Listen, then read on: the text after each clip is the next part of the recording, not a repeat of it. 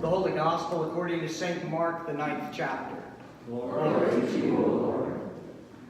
John said to him, "Teacher, we saw someone casting out demons in your name, and we tried to stop him because he was not following us."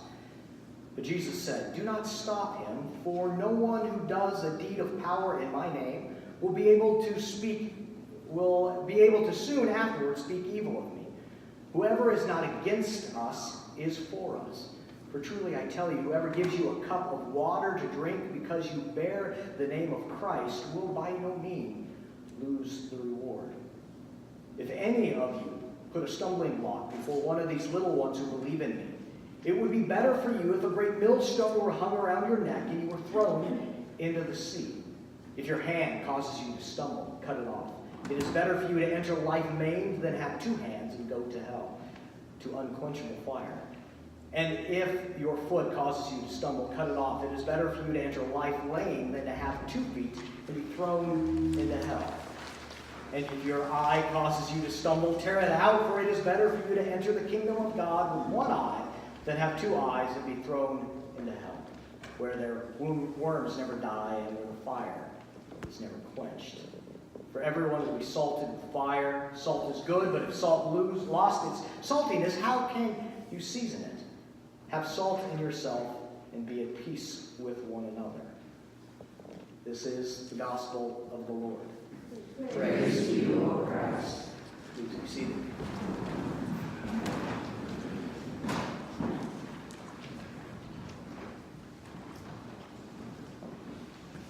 It's been a hard week for a lot of different people. It's been a hurtful and it's been a painful week for people on whatever line you draw. It has been said by a pastor who I am no longer remembering their name, I just know friends have quoted it. They say, "Make sure you preach from your scars and not your wounds," which means preach from the places that have been healed and not the places that are still open and bleeding. Today, or this week, has been a hard week because there's been many people who their wounds have been reopened. It doesn't matter what you've experienced in your life, but when you look at the news, wounds have been reopened.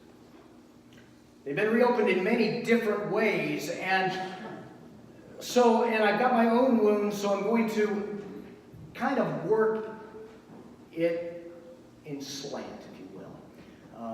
Meaning I'm going to talk about something else, but I might be talking about other things. You never know. I told this story a couple of years ago, and it's one of those stories that resonates in my mind to this day. And the story has to do with I'm pulling off of 205. And as I'm pulling off on 205, there is a guy standing there, and he's holding a sign. You've all seen him. Where they're holding a sign, and signs say different things. And this sign says, "I bet you can't hit me with a quarter." Yeah. And first of all, I'm like, that's really creative. And then I think, that's born out of his experience. That I bet at some point, at some time, when he is standing at the exit ramp, I can only imagine that there has been in his life at some point, someone threw a quarter at him. Someone decided to take aim and tossed a quarter at him. And humans are intelligent. Humans figure out how they might actually make another step into the life that is so painful. And they go, "Hey, I think maybe I might be able to use this." So my first thought, I chuckled. And then the second thought, my heart is torn open, realizing that this response is out of wounds that this man experienced. Now, it got me thinking about those who stand on the end of a freeway ramp and about their stories, and about the stories that are told of them. Because we all have heard them, if not have told them. Stories about, you know what, I know a guy who stands at the end of a ramp, and when he's done with his day, he gets into his Mercedes and he goes home. You've probably heard the story. You know, there's a guy who makes probably about 60 grand a year by standing at the bottom of a freeway ramp and then goes back home. He doesn't really need to be there. And they draw a line, and it's the us and the them. And we as human beings are really, really good at drawing the lines between us and them. We've been doing it all week long. It doesn't matter what side you are on, we are drawing the lines of us and them. And people sit, and their wounds are open, and they're hurting. The gospel lesson, the disciples, they're coming in the section of Matthew. They've already come down from the transfiguration, the mountain, and they're coming down, and things have happened. And as they're walking, the disciples say to Jesus, guess what? I mean, they're excited. They're like, guess what? There was a guy across the street. I think he went to First Baptist. There was a guy across the street, and he was doing things in your name, and we told him to stop him because he was not one of us. There was a guy who was casting out demons, doing deeds of power. We've never seen him before. He wasn't in our circle. He wasn't part of our affiliation. He wasn't part of our class. He wasn't part of fill in the blank. And we tried to stop him. And Jesus says, good on you. I'm glad you stopped him. We can now get on with the mission that's important. Wait. I think that's in a different version. That's not the version I have. Jesus says, don't stop him. He's doing deeds in my name, and whoever is not against us is for us. Let him continue and do this. But now Jesus does what Jesus is really good at. Jesus takes the whole thing and he flips it on its head. And Jesus moves it from being about us and them and moves it to them and you. Where Jesus says, there will be people that are doing great deeds of power. There are people in your midst, small and wounded and hurt people. And Jesus then, of course, lists out, some people say it's hyperbole, some people say it's metaphor, some people say he's making exaggeration. All I know is that Jesus is pretty darn serious about who we care for and who we love.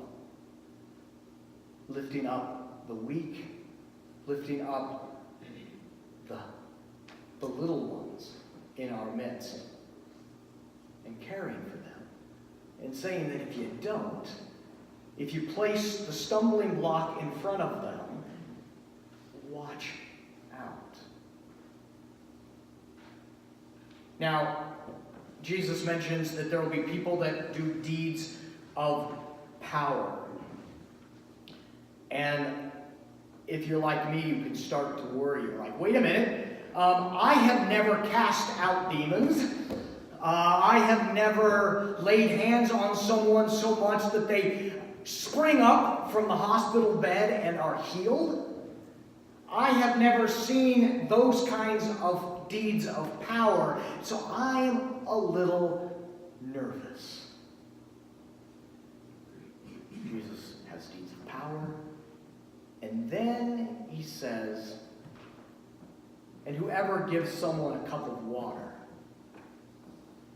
in my name. That seems like a big pendulum shift. Deeds of power, and what do those look like? Look like giving someone a cup of cold water, of welcoming someone into your midst, of saying to you, you belong here. Yes, I see you, I believe you, you belong here. That we as people of God, as we're called together, as we're called to be stronger together, we are called to hear each other and hear the weak and the vulnerable and the brokenhearted and say, I believe you and you belong in this place. And we are called to stand by the little ones, the ones that are hurt, the ones that are wounded. And we are called to do this together. Frederick Buechner, I believe that's the theologian that says it, someone online will correct me as I post this, but said that anytime we draw a line, we always find Jesus standing on the other side. Because Jesus is always about erasing lines and bringing people together. Now, it's one of the reasons why I love the fact that Love Inc. shares our building, Love in the Name of Christ. Joan Jones, who's the executive director of Love Inc. One of the reasons I love Love Inc. and the mission that they do is that they are all about bringing different churches together that would normally not have conversations with one another. That we have lines that we've drawn that I say, I don't know if I can be I don't know if I can be at the table with them because A, B, C, or D. And Love Inc. says there are folks that need to be fed. There's folks that need to be clothed. There's people that need housing. And they call us together to help the weak, to help the vulnerable, to help the hungry. What I love about Father's Heart, I point to Tim. Are you still on the board? No, step aside. Step aside. But you're still feeding people. So Father's Heart, when they go out on Saturday mornings to feed those very people that are standing at the bottom of the ramp, which when I went out a few years ago, I was amazed that not only do these people, when they stand at the bottom of the ramp, have signs, they also have names. I know. They have names that their parents have given them. They have names that their friends on the street have given them. And those who go out to feed them know their names a lot of times.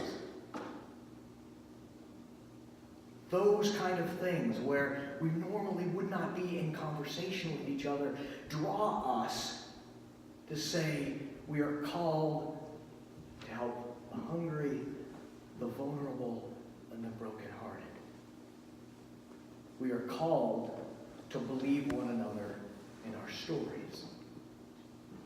That when you are wounded and when you are weak and when you are trying to find voice in this world, my promise to you as pastor is when you come to me and tell me your story, I believe you.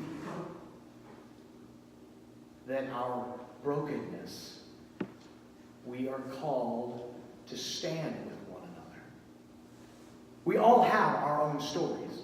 We all have our different ways that we are broken and we are wounded. We have our stories in which God says, you are my child.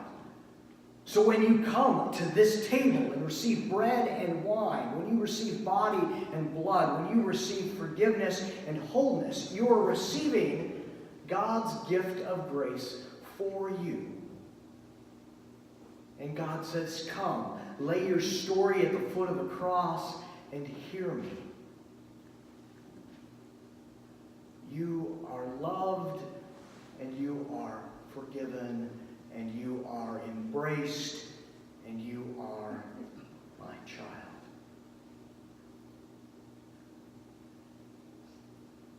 Years ago, my aunt and uncle lost their restaurant that they had. They lost their house. They lost everything they had. And if it wasn't for my parents to be able to open their doors to them, they would be one of the ones standing at the bottom of the ramp with their own stories and their own names.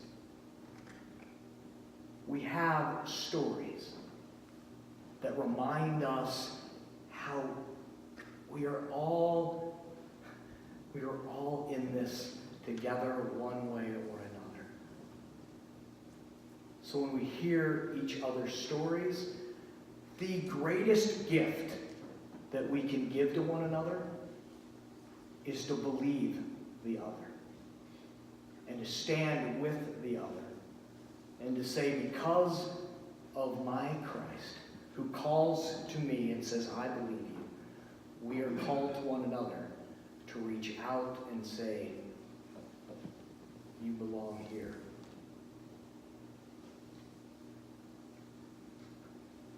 It's been a hard week, and we've been called together to walk